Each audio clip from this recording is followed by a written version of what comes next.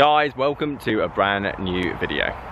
So if you watched my practice round around Corhampton in my last course vlog, you'll know that I had a tournament yesterday, and so I just want to go through, break down the two 18 holes that I played. So it was a 36 hole tournament, what went well, what didn't go well, and what I can then work on in the future. So just to make this a bit less boring, I'm just going to be hitting some balls in the background so you guys got something to watch. Basically it's what I've been working on with my coach, trying to hit a fade, and that was really important around Corhampton. I made it my absolute most to hit a fade around there, and I don't normally hit fades. I've always hit a draw slash hook, and that's just something that's always been very comfortable to me, natural for me when I'm obviously going to the golf course. However, under the pressure, under the intensity, if you've been watching my vlogs in the past, you'll know that all of a sudden a soft draw the day before then turns into a hook. I'm almost forcing it out to the right hand side, bringing it in. I get little to no control on the greens, and also off the tee can be very erratic. Okay, so first tee off time at 10 past 8 in the morning, rather early start, but I got there at 7 o'clock in the morning. I hit about 40 balls to get warmed up. Everything seemed pretty good on the range. I had hit a lot of balls the night before as well, and again that seemed pretty good as well. Driver wasn't really doing that well on the range though. It felt very steery, very forced, and that obviously showed in the rest of the round, or two rounds I should say. So got on the first tee, and I hooked or pulled it a lot to the left, but around Corhampton, if you've ever played there, you'll know left is all right. And through the first three holes, I honestly have no idea how I parred all three of them. Well, actually I do. My short game throughout the day was pretty good, not exceptional, but pretty good. All the chips were within reason, close to the flag, and putts with inside 10 foot, I was actually pretty confident with them. Now I did have 3 putts throughout the day, but that was more to do with my lag putting rather than my short putts, so that's something that I highlighted obviously need to work on. Anyway, got to the 4th hole, and if you'd watched my vlog at Corhampton, you know I pulled it. Well, actually I pulled it exactly the same, but this time I've absolutely ripped it, and it's gone straight into the trees. Thought I could find it, didn't find it, went back, hit another one onto the centre of the green, and then 2 putted to make 5. So double. My whole aim was not to make any doubles throughout this, throughout the rounds. Obviously you can't predict what you're going to shoot, but I was trying to be very cautious and very good with club management. However, I was hitting the ball very far when I did connect with the ball. I think that was probably because the club face was rather closed. As you can probably see me working on my 3-wood in the background, club face is actually quite closed. Hands would probably be quite far in front of the ball at impact, and therefore you're almost de-lofting the club, therefore the club goes further.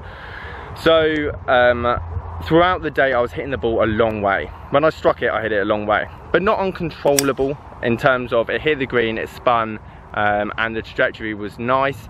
So I don't think I'm going to change that, to be honest. I quite like having the length, quite like having the added length, but as long as it's a controllable ball flight, not too high, not too floaty, and the wind can't touch it. Anyway, double on that hole, get on to the next hole.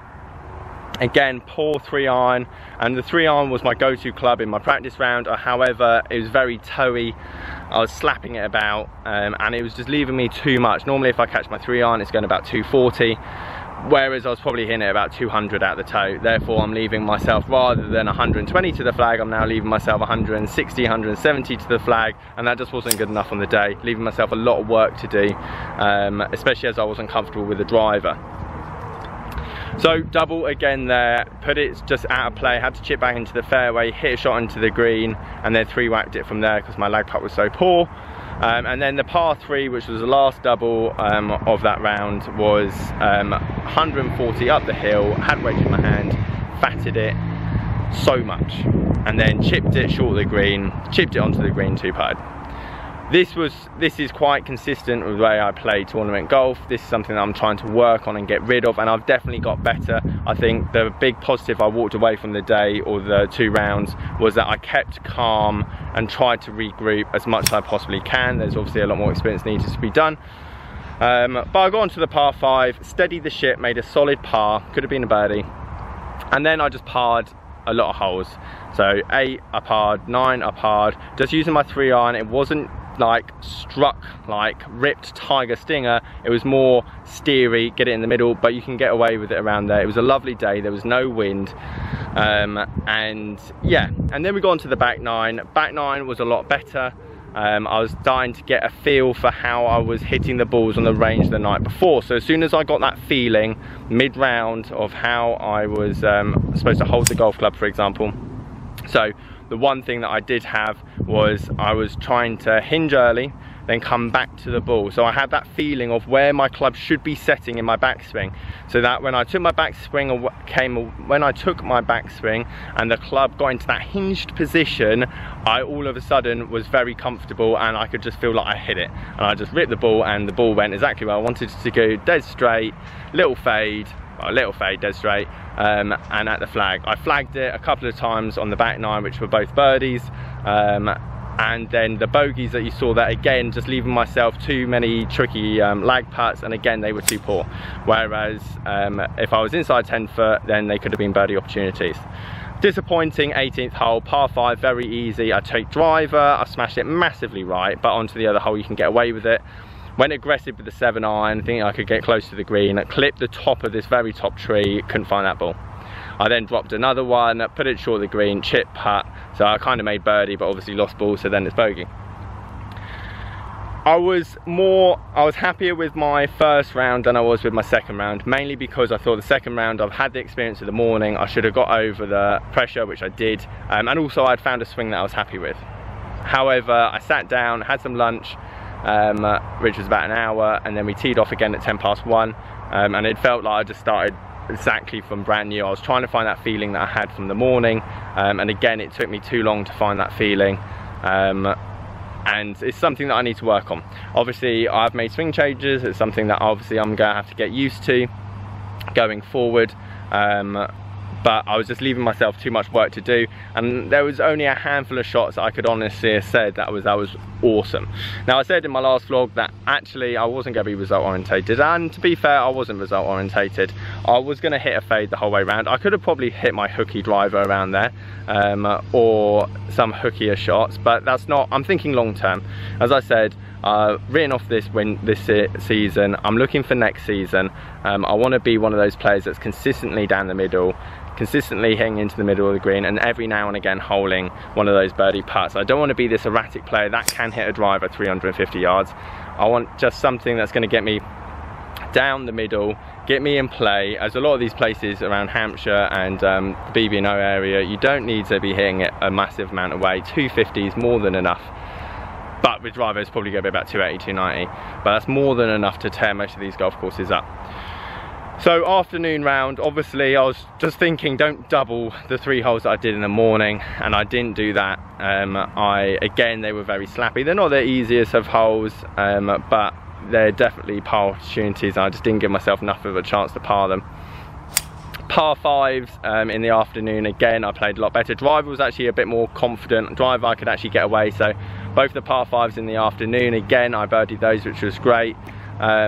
And the back 9, it was either fatigue or lack of concentration, but again, there was a couple of 3 putts in the afternoon rounds that again weren't good. But it's weird, you put me inside 6 foot to 8 foot of the flag, I think I'm going to hole it, and I did hole a majority of them. Put me 30 foot away, and I think it's more green reading. I don't think it was my technique. I think my technique was good, because every time I hit the ball had a lovely roll on it, but I think the ball would have just swung the wrong way, or it would be more downhill than I thought, or a bit more uphill than I thought. So again, that was disappointing. And then 16 was just a catastrophe. I've taken 3 on to be safe, and then I've pushed it massively right into the trees, gone. Hooked one left because I didn't want to go right, which you can't do on that hole because there's dog leg left to right. Punched one out, put one onto the green, 3-whacked it, 8, lovely. Which put a real downer, I think, on my afternoon round. I think if I just walked off 6 over for the afternoon, I think considering how uncomfortable I felt with my swing and how it was going, I think I would have been slightly more happy, at least beating my round in the morning, because my round in the morning wasn't good either. So guys, that is the review. That's going forward. I'm now working again, trying to feel comfortable more with the driver, more with the wood, trying to get that feeling a lot earlier in the round. I need to get off, not necessarily to a good start, but I need to have that feeling after I've had the range morning to then get out on the golf course and then put that to practice, because then I feel I can really make a dent and start shooting some good scores. Because in terms of the short game and the putting, that feels very good. All the work I've done all this year, I really like my chipping and putting. It's just a case of my reading. I'm like, right, I'm going to pick that spot, I'm going to chip the ball there and then let it go, and it just so happens to do that. And the same again with the putting, and a bit more green reading and judgment is only going to make that better. So yes, scores were crap, but in terms of the long term, I was actually quite happy walking away from it. The fact that I hit a fade for 36 holes, which I've never done, was quite good. It's definitely going to get better. I'm going to go and see Matt, I think. I'm going to get in touch with him in the next couple of weeks so we can work on my woods a bit more. And yeah, just keep practicing, keep grinding.